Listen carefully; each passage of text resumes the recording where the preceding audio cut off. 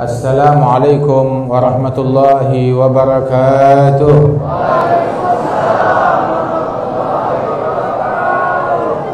Alhamdulillah, wassalatu wassalam ala Sayyidina Rasulillah Sayyidina Muhammad bin Abdullah wa ala alihi wa sahbihi wa mawalah, amma ba'd.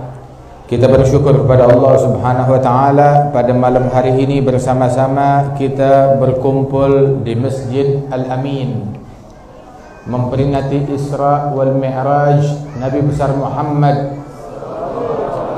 yang dikenal sebagai Al-Amin di bulan Rajab yang dimuliakan oleh Allah Subhanahu wa taala, syahrun min ashhuril hurum, salah satu bulan yang dimuliakan oleh Allah Subhanahu wa taala dan diagungkan. Ditanya Rasulullah sallallahu alaihi wasallam di dalam hadis, beliau ditanya oleh Sayyidina Umar ditanya, hal kana Nabi sallallahu alaihi wasallam yasum min Rajab?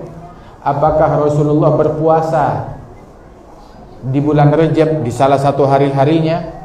Maka Sayyidina Umar menjawab, na'am wa yusyarrifuhu. Ya, Rasulullah berpuasa di antara hari-hari bulan Rajab. Beliau pun berpuasa dan yusyarrifuhu, memuliakan bulan Rajab.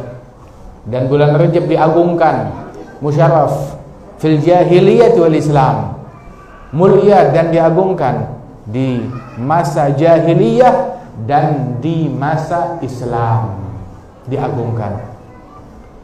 Dan juga pada bulan Rajab inilah terjadi peristiwa yang agung. Sekitar 1440 tahun yang lalu diperjalankan Nabi Muhammad, sekitar 2 tahun atau 1 tahun sebelum hijrahnya beliau diperjalankan dalam perjalanan yang dikenal sekarang ini Isra wal Mi'raj. Perjalanan Isra dan Mi'rajnya Rasulullah sallallahu alaihi wasallam. Wa ba'da Isra'in Nabi urujun lis-sama hatta ra'an nabiyyu rabban kallama. Setelah Isra-nya Nabi Muhammad, maka beliau melakukan Mi'raj. Isra, Mi'raj. Isra diperjalankan minal Masjidil Haram ilal Masjidil Aqsa. Dan kejadian ini diabadikan oleh Allah di dalam Al-Quran, dalam surat Al-Isra. Subhanalladzi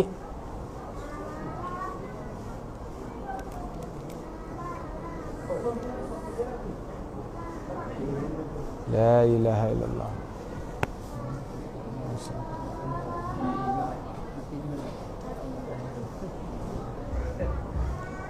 La ilaha illallah Muhammadur Rasulullah sallallahu alaihi wa alihi wasallam. La ilaha. Masya Allah. Disebutkan, diabadikan di dalam Al-Quran, Subhanalladzi asra bi'abdihi laylan minal masjidil haram ilal masjid al-aqsa alladzi barakna hawlahu linuriyahu min ayatina innahu huwas sami'ul basir. Maha suci Allah yang memperjalankan hambanya. Kok bisa perjalanan jauh di masa dulu ditempuh dalam sesaat? Nabi Muhammad, beliau berjalan, bukan beliau yang berjalan, tapi beliau difasilitasi oleh Allah.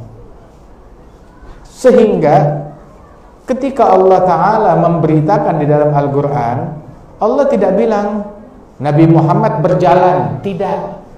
Tetapi Allah Maha Suci, Allah Maha Hebat, Allah yang memperjalankan hambanya, memfasilitasi perjalanan hambanya. Mudah bagi Allah memindahkan hambanya dari satu tempat ke tempat yang lain. Lebih mudah daripada perjalanan bumi pada orbitnya. planet-planet pada orbitnya mengelilingi matahari, perputaran bumi, perjalanan tata surya. Sungguh memperjalankan Nabi Muhammad lebih mudah daripada itu semua. Sebab bagaimana bumi menempuh perjalanan jauh mengelilingi matahari membutuhkan waktu 365 tahun seperempat, ya kan? 365 tahun seperempat perjalanan yang jauh, dan tahu berapa juta kilometer yang ditempuh oleh bumi hingga kembali ke titik semulanya. Dan itu mudah bagi Allah Ta'ala. Maka memperjalankan Nabi Muhammad dari Masjidil Haram ke Masjidil Aqsa jauh lebih mudah lagi. Ketika orang-orang ingkar tentang perjalanan Isra yang dilakukan oleh Nabi Muhammad, maka Abu Jahal, Abu Lahab datang kepada Abu Bakar As-Siddiq. Ya Abu Bakar, udah dengar berita belum dari Nabi Muhammad? Dan beliau belum dengar. Berita apa? Temanmu semalam diperjalankan. Iya. Kemana? Dari Masjidil Haram ke Masjidil Aqsa di Baitul Maqdis. Ribuan kilometer. Iya. Kamu percaya? Iya, saya percaya. Kok kamu percaya? Di mana akal kamu? Maka Sayyidina Abu Bakar berkata, yang lebih hebat dari itu saya percaya, apalagi yang seginian doang. Loh, apa yang lebih hebat dari ini? Saya percaya perjalanan malaikat bolak-balik dalam sehari berkali-kali bawa wahyu dari langit yang mana tahu kepada Nabi Muhammad. Saya percaya, apalagi cuma di dalam bumi. Yang lebih dari itu saya percaya, apalagi yang cuma segini doang. Saya percaya. Di situ Sayyidina Abu Bakar dikenal tentang bahwa beliau As-Siddiq. As-Siddiq. Allah Ta'ala berfirman, "Walladzi jaa'a bis-sidqi wa saddaqa bihi." Yang datang membawa siddiq, kesungguhan, Nabi Muhammad. Wa saddaqa bihi, yang membenarkan, yang mempercayai, yang mengimani Sayyidina Abu Bakar. Awal siddiq min hadhihi ummah. Jadi jangan heran kekuatan perjalanan tersebut difasilitasi oleh Allah. Allah memperjalankan hambanya. Maha hebat Allah yang memperjalankan hambanya. Makanya bilang itu perjalanan sulit, nggak masuk akal. Mimpi kali, perjalanan mimpi dalam tidur. Ya kalau perjalanan mimpi dalam tidur, orang mau mimpi apa aja bebas. Dan orang-orang kafir musyrikin nggak bakalan membantah. Tapi kenapa mereka ingkar? Kenapa mereka membantah? Sebab mereka tahu Nabi mengklaim itu bukan mimpi. Kalau mimpi, orang mau mimpi apapun bebas. Tapi karena mereka paham, mereka ngerti, musyrikin tahu bahwa pernyataan dari Rasulullah bukan mimpi. Pergi malam, sebelum subuh udah di tempat lagi, udah di Mekah lagi. Jadi mereka ingkar. Akal mereka nggak bisa sampai ke situ. Dan kita mukmin, hal yang nggak bisa dicerna oleh akal, dicerna oleh iman kita. Mukmin pandangannya lebih jauh, pikirannya lebih matang, lebih terbuka. Mukmin, sebab yang nggak bisa diterima oleh akal, diterima oleh iman. Adapun orang yang nggak beriman, sempit, cuma terbatas dengan akal. Dan akalnya manusia itu ada yang akalnya seperti akal tikus, ada yang akalnya seperti akal semut. Makanya ada disebut katak dalam tempurung. Akalnya nggak berkembang, dibatasi oleh adat istiadat lingkungan dan tatanan masyarakat yang dia hidup di dalamnya, hingga nggak berkembang keluar. Sehingga sekarang di zaman kita, setelah 1440 tahun, baru kita bilang masuk akal. Naik pesawat jet bisa dari Mekah terbang langsung ke Baitul Maqdis. Nah, kalau pesawat tempur yang 1 jamnya bisa menempuh ribuan, 3000 km per jam atau lebih, itu mah sebentaran, nggak sampai sejam udah sampai. Masuk akal. Baru sekarang. Tapi sungguh hebat para sahabat Rasulullah SAW yang iman mereka mengalahkan akal. Subhanallah. Dan ini teknologi manusia, sedangkan Isra Mi'raj teknologi difasilitasi oleh Allah Jalla Jalaluhu. Subhanalladzi asra, maha suci Allah yang memperjalankan hambanya. Al-Isra, As-Sura itu perjalanan di malam hari. Ada apa gerangan Nabi jalan di malam hari? Ulama bilang perjalanan itu ditempuh sebelum subuh. Kita sekarang kalau diketok pintu rumah kita jam 12 malam, wah, pasti ada hal penting apa? Pak RT yang ngetok pintu rumah kita. Ini bukan Pak RT, Pak Lurah ngetok pintu rumah kita, ngegedor, bangun. Ini bukan Pak Lurah, camat, wali kota, gubernur ngetok pintu rumah kita. Terus diajak, sini jalan, ada hal penting. Kemana? Jangan di dalam rumah, keluar ke gerbang, ke jalanan. Wah, ada apa? Ini bukan jalan ke jalanan. Keluar kemana? Ke airport. Ada hal penting apa? Ini bukan cuma sampai airport. Ayo jalan. Kemana? Dari Mekah, tempuh perjalanan 3000 km ke Baitul Maqdis. Ada apa? Mau ngapain di sana? Ada hal penting apa? Rupanya mau ke masjid.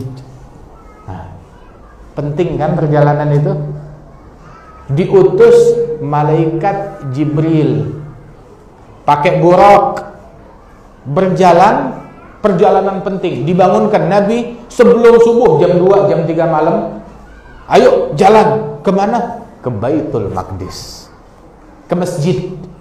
Perjalanan penting.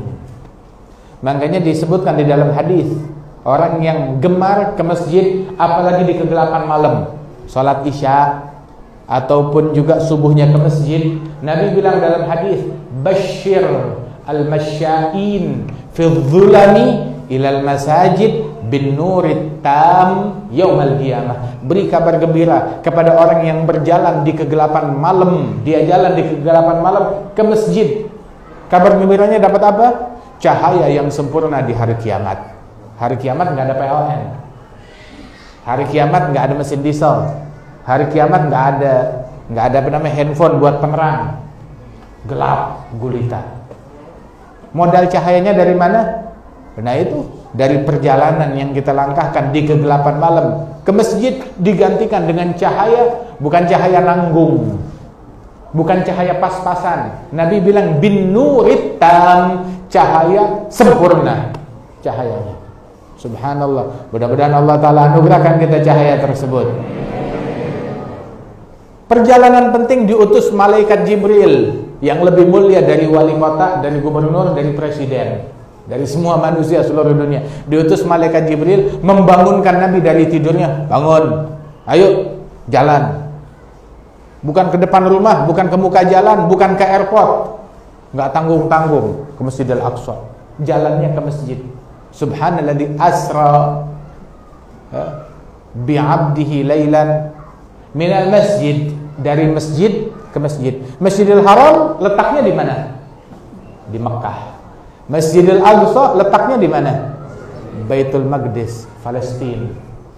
Mudah-mudahan Allah Ta'ala membebaskan Masjidil Aqsa dari cengkraman orang-orang yang ingin memadamkan cahaya Islam. Amin.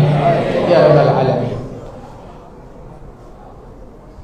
Tidak disebut dari kota Mekah menuju kota Baitul Maqdis, atau dari provinsi Hijaz menuju negara Palestina. Bukan negaranya yang disebut, bukan kotanya yang disebut. Yang disebut minal masjidil haram ilal masjidil aqsa, dari masjid ke masjid.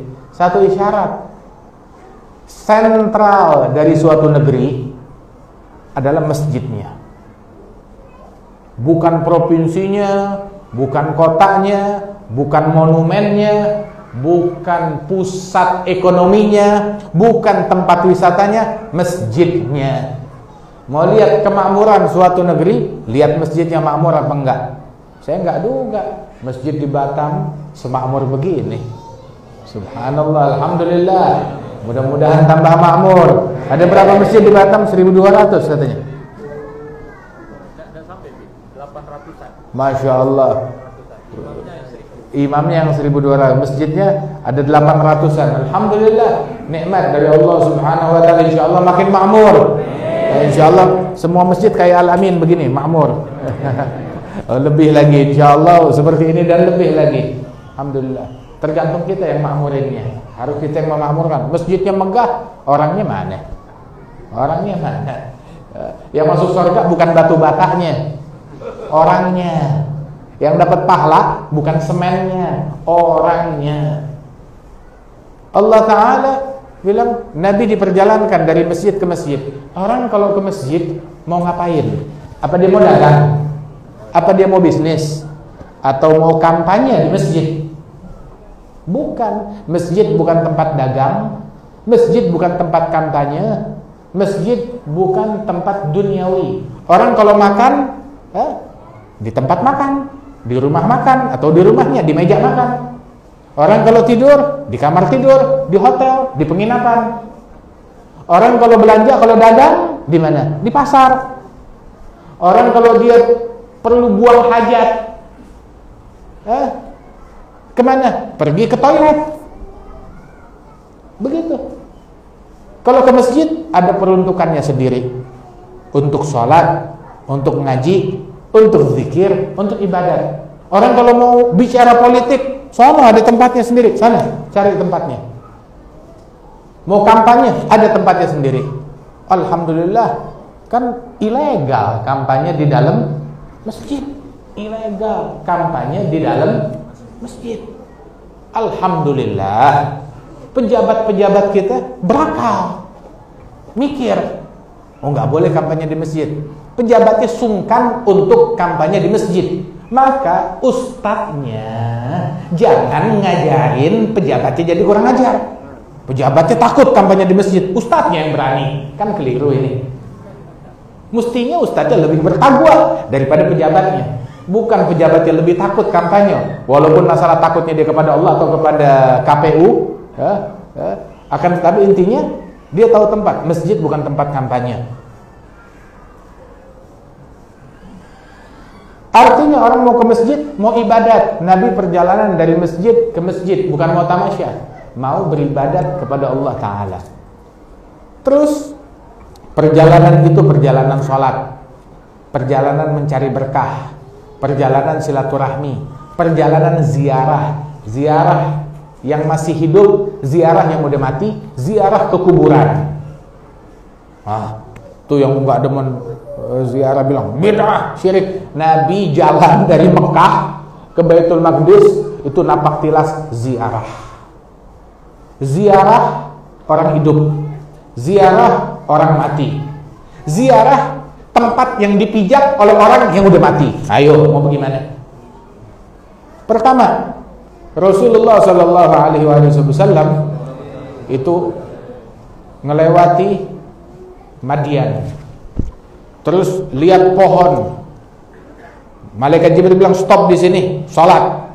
Selesai sholat jalan. Tahu gak sholat di mana barusan engkau wahai Muhammad? Saya nggak tahu. Itu adalah syajaratu Musa, pohonnya Nabi Musa. Waktu itu Nabi Musa waktu kabur dari Fir'aun, masuk ke negeri Madian, singgah di bawah pohon itu istirahat sambil doa kepada Allah Subhanahu wa taala, Rabbi inni lima anzalta ilayya min khairin faqir. Ya Allah, aku terhadap anugerah yang Engkau turunkan kepada hambamu adalah orang yang sangat fakir dan miskin akan anugerah yang Engkau turunkan. Subhanallah, berkat doa di tempat tersebut dikabulkan hajatnya oleh Allah Ta'ala. Diberikan tempat bernaung, menikah, berkeluarga Nabi Musa. Sebagaimana dikisahkan oleh Allah di dalam Al-Quran. Nabi Muhammad disuruh sholat di tempat ini. Tempat ini berkah. Kenapa? Nabi Musa yang udah meninggal pernah duduk di tempat ini, ngadem dan doa. Ini tempat berkah. Orang kalau ngadem berapa bulan? Sebulan? Bukan. Orang kalau ngadem 5 menit, 1 jam, 2 jam, udah gitu ditinggal. Walaupun cuma sebentar, itu tempat berkah. Pernah didudukin oleh Nabi Musa di situ. Nabi Muhammad disuruh sholat di sini, ngajarin umat untuk nyari berkah di tempat-tempat mulia, nyari berkah dan nambahin berkah. Ada berkahnya Rasulullah di situ. Jalan lagi, mau masuk Masjidil Aqsa, bilang sholat di tempat ini. Loh, di mana ini? Malaikat Jibril nanya, tahu nggak kamu tak sholat di mana tadi? Di mana?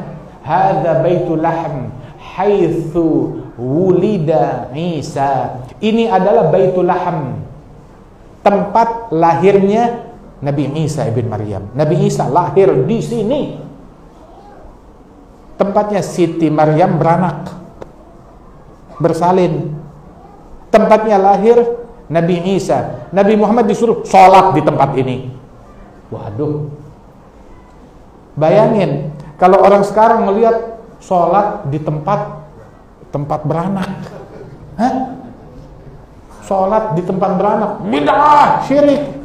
Nabi Muhammad tuh yang pertama sholat di tempat beranak, Nabi Muhammad sallallahu alaihi wa alihi wasallam. Hadza baitul lahm haitsu wulida Isa. Sholat. Subhanallah. Terus sudah begitu, Nabi Muhammad sama Nabi Isa mana lebih mulia? Nabi Muhammad jauh lebih mulia. Nabi Muhammad sama Nabi Musa mana lebih mulia? Nabi Muhammad. Tapi lihat, pohonnya Nabi Musa yang selisihnya ribuan tahun dengan Rasulullah dilestarikan. Nabi Muhammad sholat di situ. Napak tilasnya Nabi Isa, tempat lahirnya Nabi Isa yang selisihnya 500 tahun lebih, Nabi Muhammad sholat di situ, dilestarikan. Makanya heran, kok ada bekas-bekas Nabi Muhammad mau dikikis, dibuang, dihancurkan. Beda, syirik, hancurin, tutup, nggak boleh orang datang ke situ. Lah, kita belajar, tapi kita harus bertauhid. Indonesia harus bertauhid. Kita belajar tauhid dari Nabi Muhammad yang sholat di tempat orang beranak. Kita belajar tauhid dari Nabi Muhammad yang sholat di tempat duduknya Nabi Musa dulu di bawah pohon. Nah, kita belajar tauhid dari Nabi Muhammad yang datang ke kuburannya Nabi Musa di malam Isra wal Mi'raj. Nabi Muhammad datang ke kuburannya Nabi Musa, didapati Nabi Musa lagi sholat di dalam kuburannya. Setelah itu Rasulullah bilang, saya lihat marartu ala Musa wa huwa yusalli fi qabrih. Saya ngelewatin Nabi Musa, saya datang ke kuburannya, ngelewatin dia di kuburannya yang lagi sholat. Udah begitu Nabi bilang kepada umatnya, lau kuntum thamma, andai kata kalian ada di situ, la urikum makanahu, saya akan tunjukkan kepada kalian di mana lokasi kuburannya Nabi Musa. Bakal saya kasih koordinatnya, bakal saya kasih alamatnya. Ada orang ngasih kartu nama, ini kartu nama saya, ini nomor telepon saya. Artinya jangan datang ya. Ya, artinya jangan datang. Jangan hubungin saya, jangan telepon saya. Ini nomor telepon saya, ini alamat saya. Begitu. Orang kalau kasih kartu nama, kasih nomor telepon, artinya apa? Telepon saya. Ini alamat saya, datang ya. Mampirnya. Nabi Muhammad ngasih alamat kuburannya Nabi Musa. Nabi bilang, "Wahwa," kuburannya Nabi Musa, indal kathibil ahmar fi jambit tariq ramyat hajar minal ardil mugaddasah. Alamatnya lengkap, ada 3 sifat. Indal kathibil ahmar, ada tempat namanya Al-Kathib Al-Ahmar yang tanahnya kemerahan. Kemudian jambit tariq, di tepi jalan menuju Baitul Maqdis. Jarak ramyat hajar, 1 batu, jaraknya 1 batu dari Baitul Maqdis. 3 alamat diberikan oleh Rasul. Dan sekarang kuburannya diketahui. Orang kalau kasih begitu, tujuannya buat apa? Ziarahin. Begitu, dikasih alamat oleh Rasulullah sallallahu alaihi wasallam. Perjalanan tersebut perjalanan ziarah kubur. Ayo, mau bagaimana? Perjalanan berkahnya itu tuh pohon yang pernah Nabi Musa duduk. Perjalanan sholat di tempat orang beranak. Kemudian juga perjalanan tersebut Disebutkan oleh Allah Ta'ala di dalam Al-Quran, alladzi barakna haulahu, sekelilingnya kami berikan keberkahan. Jadi perjalanan ngalap berkah. Siapa yang ngajarin ngalap? Enggak ada berkah. Berkah itu khurafat, berkah itu bid'ah, berkah itu syirik. Nabi Muhammad tuh nyari berkah. Kita belajar berkah dari Rasulullah SAW. Barakna haulahu, kami berikan, kami letakkan keberkahan sekelilingnya. Kemudian sampai Rasul Shallallahu Alaihi Wasallam, benarnya ada banyak kisah yang berkaitan di sini. Cuma kalau mau dikisahkan semua sampai pagi juga nggak selesai. Di dalam perjalanan tersebut, Rasulullah sampai di Masjidil Aqsa. Masjidil Aqsa, ketika sampai di situ, datang para nabi-nabi yang semuanya, mayoritas dari mereka sudah wafat, rohnya udah keluar dari jasad. Tapi semuanya dihadirkan di Masjidil Aqsa. Rata-rata semua nabi-nabi itu rohnya udah berpisah dari jasad, kecuali satu yang rohnya belum keluar dari jasad. Siapa? Nabi Isa. Ada gak? Ada, hadir di situ. Wah, ini Nabi Musa yang tadi saya sholat di tempat yang berkah. Wah, ini Nabi Isa yang saya tadi sholat di tempat berkah, tempat beranaknya dia. Apa yang dilakukan? Dikumandangkan sholat, siapa yang jadi imam? Yang jadi imam bukan Nabi Adam, bapak semua nabi-nabi dan manusia. Yang jadi imam bukannya Nabi Nuh. Yang jadi imam bukannya Nabi Ibrahim, Abul Anbiya, bapak semua nabi-nabi, Nabi Ibrahim. Yang jadi imam bukan juga Nabi Musa ataupun Nabi Isa. Yang jadi imam Nabi Muhammad sallallahu alaihi wasallam. Perjalanan tersebut Nabi ketemu sama orang, istilahnya bahasa kita ya, ketemu, ngumpul, silaturahmi sama orang yang udah mati. Ya, bukan lagi ke kuburannya. Silaturahmi, ngumpul, ketemu sama orang yang udah meninggal dunia. Subhanallah. Ketemu dengan Nabi Isa, ketemu dengan Nabi Musa, ketemu dengan para nabi-nabi yang lain. Dan Nabi ngimamin mereka sholat. Itu baru perjalanan Isra. Dari situ lanjut lagi perjalanan Mi'raj. Diperlihatkan oleh Allah Ta'ala, linuriyahu min ayatina. Kami ingin perlihatkan kepada Nabi Muhammad tanda-tanda kebesaran Allah. Ilmu, mau diunjukin ilmu. Perjalanan Isra wal Mi'raj, perjalanan sholat, perjalanan silaturahmi, perjalanan ketemu dengan sholihin, dengan para nabi-nabi, jumpa dengan sholihin. Makanya di dalam hadis, wajabat mahabbati, wajib dan pasti mendapatkan cinta dariku. Siapa? Siapa yang pasti mendapatkan cinta dari Allah?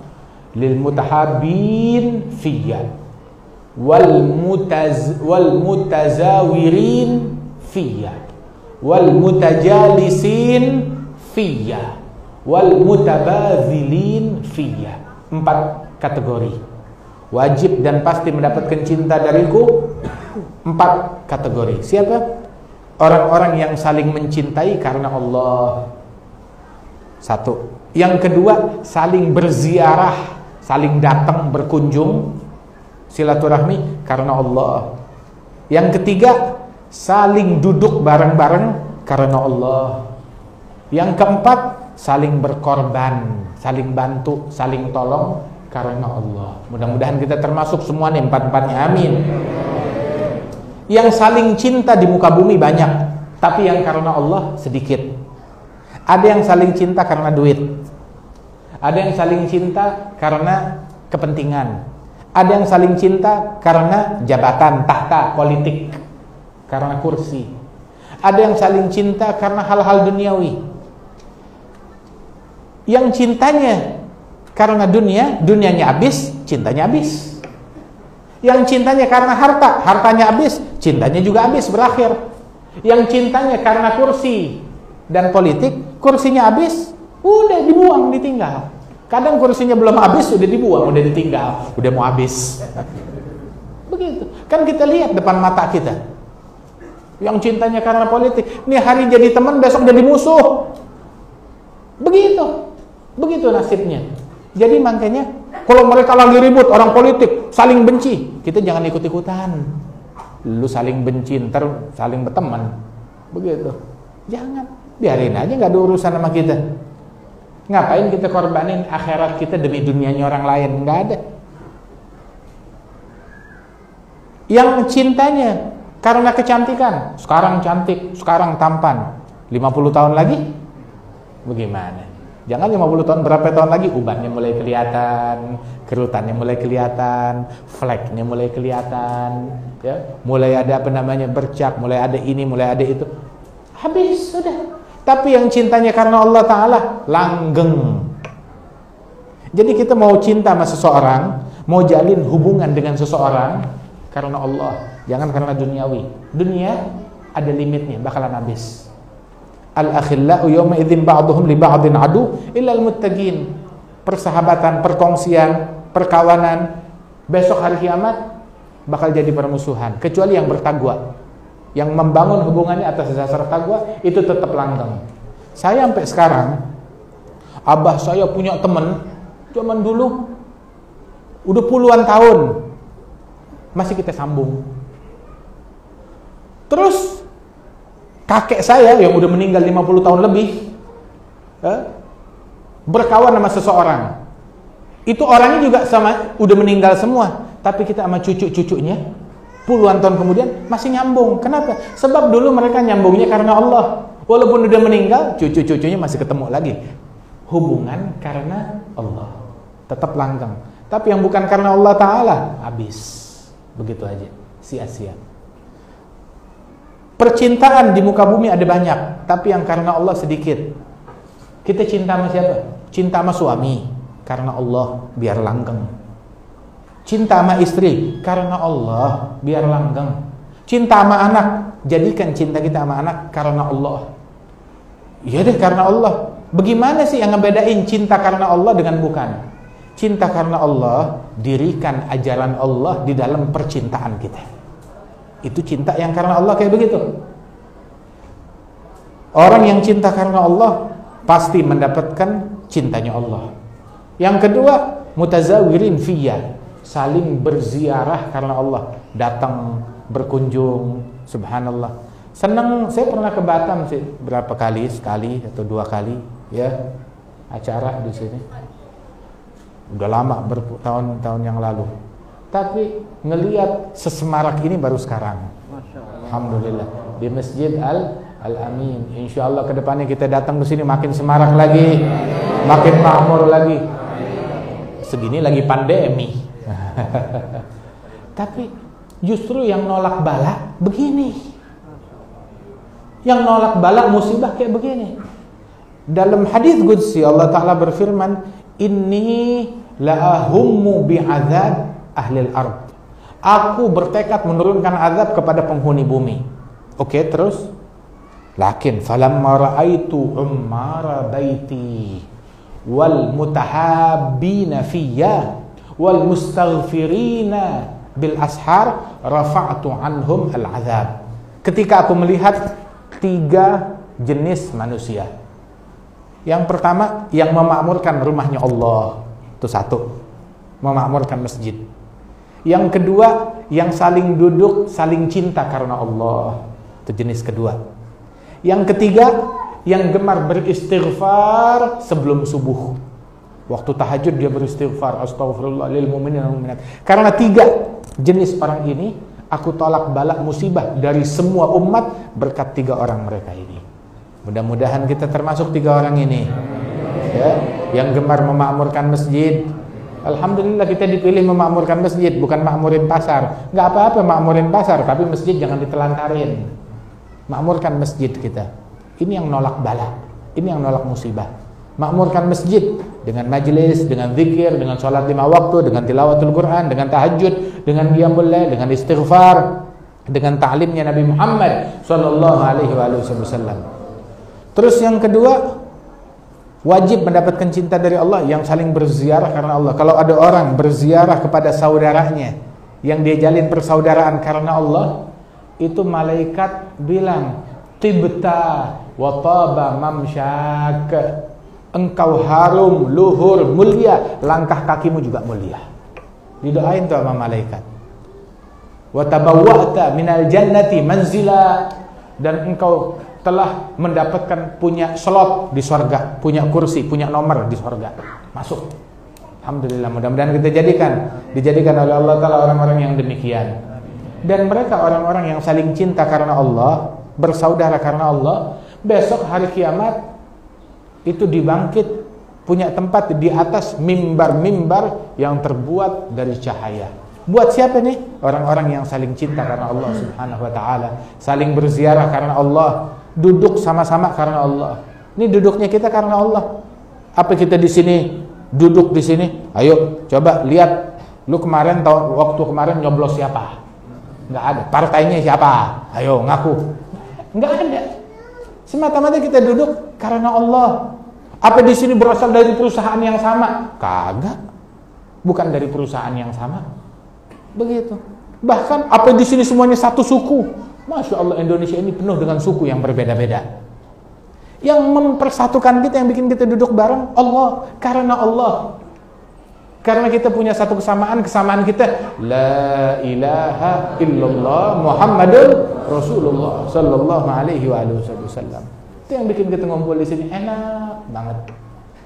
Sama satu lagi, orang yang duduk karena Allah. Apa kita yang duduk di sini dapat duit? Wah, yang duduk dapat 1 miliar. Iya begitu? Enggak. Tapi jujur aja, yang duduk sini keuntungan yang dia dapat lebih besar dari 1 miliar. Nah, itu besek isinya apa tuh? Apa nih? Besek namanya. Besek. Isinya apa? Dari siapa? Panitia. Apa isinya, coba buka? Tuh, isinya begitu. Ini besek yang dari panitia. Emang ini rumahnya panitia? Rumahnya siapa? Rumahnya Allah. Kok yang ngasih besek panitia? Ada besek dari panitia, tapi yang punya rumah juga ngasih besek buat kita. Apa besek dari Allah?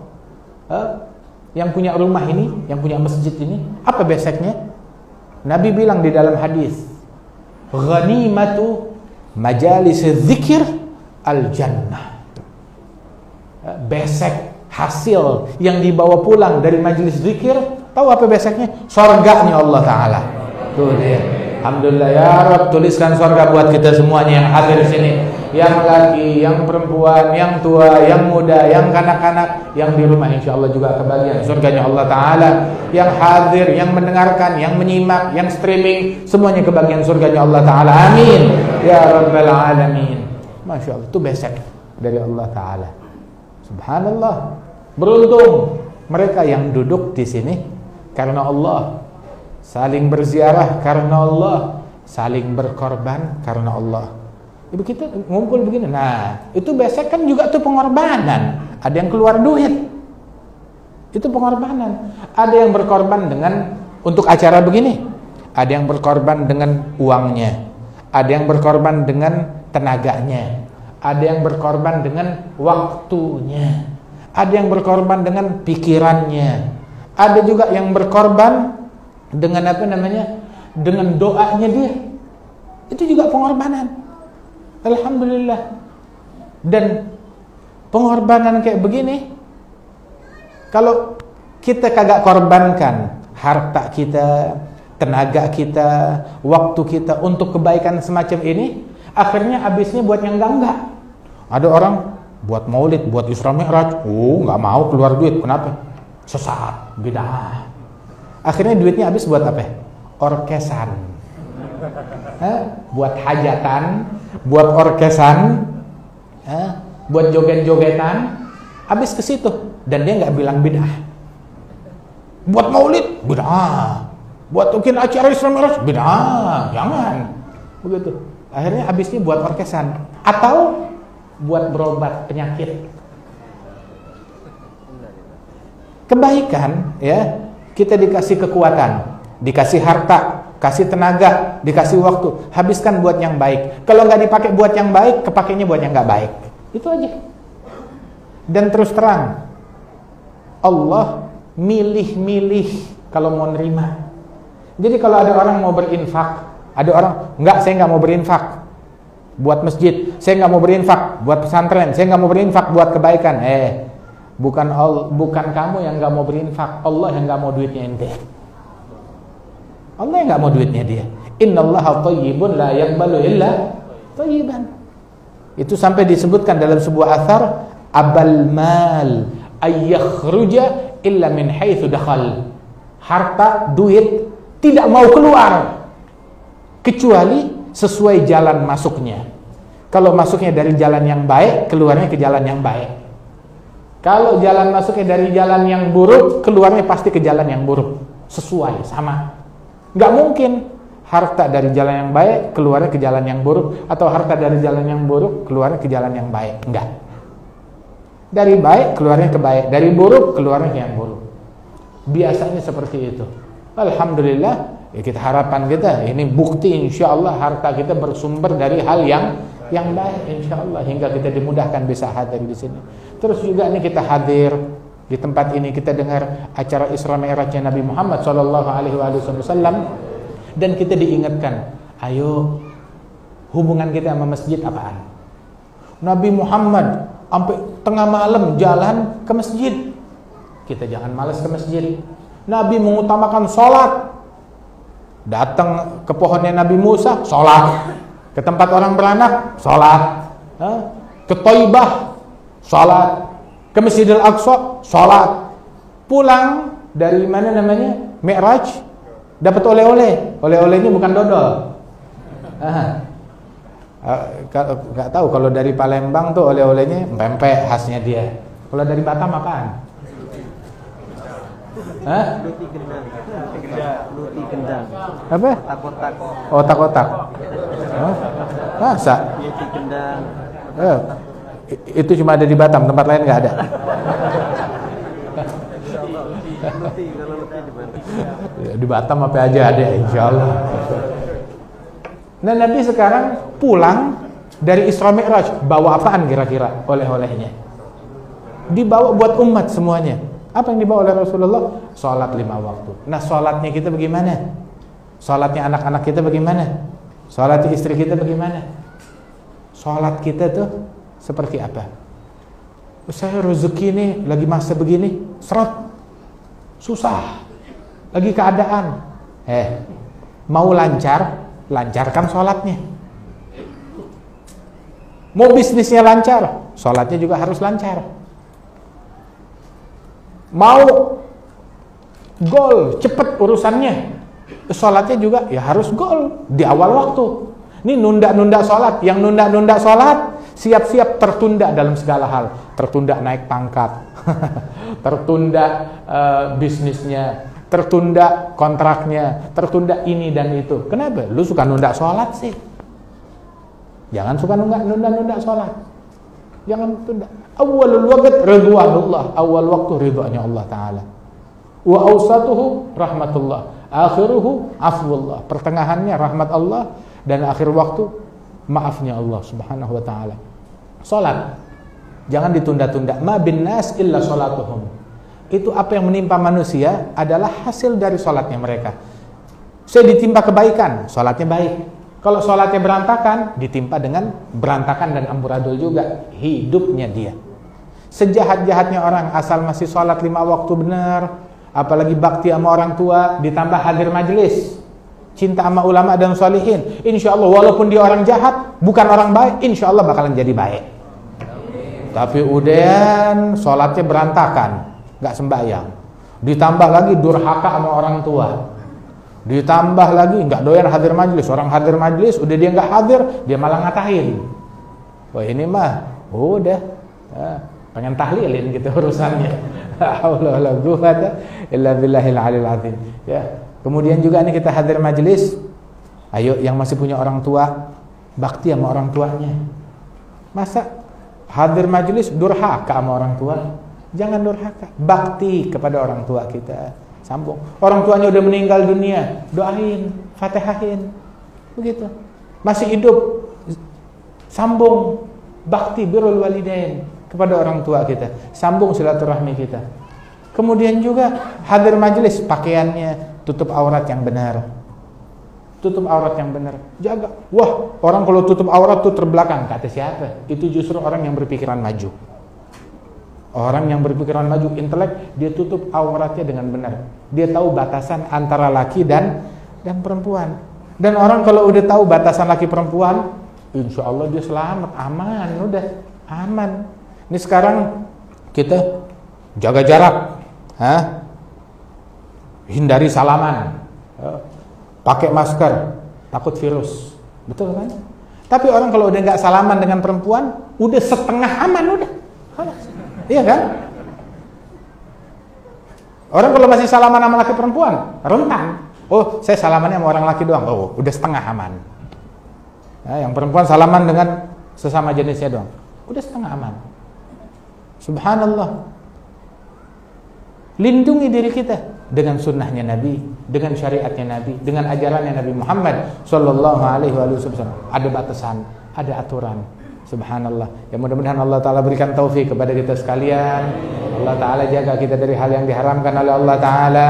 InsyaAllah kota Batam ya makin makmur, makin berkah. Riau makin makmur, makin berkah. Indonesia makin makmur, makin berkah. Dijauhkan dari bala, dijauhkan dari musibah. Musibah sih ya entar datang entar pergi, emang begitu dunia. Tapi orang yang takwa, yang beriman kepada Allah Ta'ala, kejadian apapun yang terjadi, dia selalu menjadi orang yang dilembutkan oleh Allah Ta'ala, diamankan oleh Allah Ta'ala, dijaga oleh Allah Ta'ala. Ya musibah, Nabi aja kena musibah, siapapun kena musibah. Tetapi alhamdulillah kita walaupun musibah pandemi, alhamdulillah masih bisa ke masjid, masih bisa sholat, masih bisa pengajian. Begitu dapat besek, dapat apa, alhamdulillah rezeki dari Allah Subhanahu wa ta'ala, nikmat. Masih bisa ketemu, masih bisa silaturahmi, alhamdulillah. Negeri-negeri lain nggak kayak begini. Kita hidup di Indonesia masih aman, damai, nggak takut apa-apa. Alhamdulillah. Ini kita jaga, kita syukurin ini nikmat dari Allah Ta'ala. Nggak sempurna Indonesia, emang nggak sempurna. Nggak ada yang sempurna. Di mana gerangan? Tunjukin negeri yang sempurna. Mana dia? Mana dia negeri yang sempurna? Alhamdulillah, kita dengan ketidaksempurnaan kita masih diberikan nikmat yang banyak oleh Allah Subhanahu wa ta'ala. Kita syukuri nikmat ini dari Allah Ta'ala.